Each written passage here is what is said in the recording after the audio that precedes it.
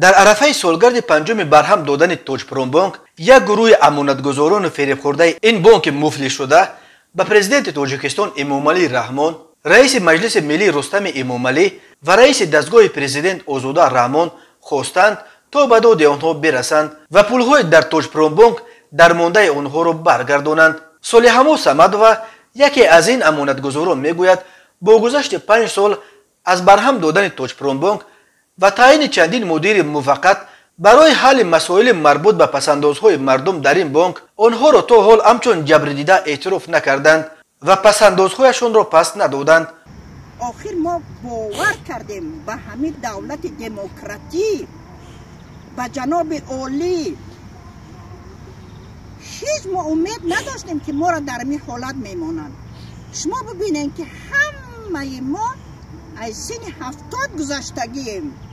ما در این مملکت شخصا من 40 سال کار کردم، دیگران هم در این مملکت خدمت کردن، کار کردن. ما همین 200 تنگه را جمع کردیم به همین روز پیری، به همین روز و درماندگی که در همین روز پیری، در همین روز درماندگی استفاده بکنیم. ما با او خاطر جمع کردگی نبودیم که در بانک ماندیم، امید کده ماندیم، امانت ماندیم که این روز ما را تماما به یک تنگه مانند.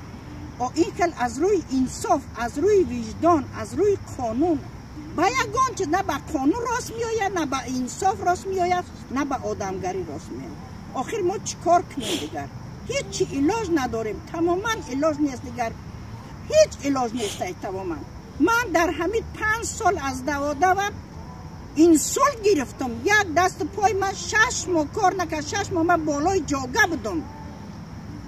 دوای نیافتم که با پول که من دوا که پول نبود دوا بخرم که تمابت کنم. با یک روزای حال، با یک روزای خین، با یک مشکلات تمابت یک دوا و این طرف کردم که روی پا خستم. ما با او خاطر همین 2 سم پول جمع کرده تمام خانه و در از بابا و بی از پدر مادر ماماندگی را فروخته. با این خاطر نمانده بودیم که این روز در می حالت وزمین ما را گرفتار کنم. آخر ما دادمون را به کجا بگیم، به کی بگیم؟ آخر تماما مانده شدیم، همه کسل شد. بعضی خودشون آویختن، بعضی از کسلی های وزمین، از بی پولی، از بی دواگی، از بی توابتی گذشتن از این دنیا. بعضی ها تماما معیوب شدن، مثل ما و مثل دیگر آواریم. آخر چیکار کنیم؟ بچه من اینوالید دیوم گروپه 1000 مراتبه، میلیون مراتبه مراجعت کرده است که من اینوالیدم، 4 فرزند نابالغ دارم، در گیمناز می خوانند، پول خواندن دادن نمیتونم، خواندن نمیتونم، چیکار کنم؟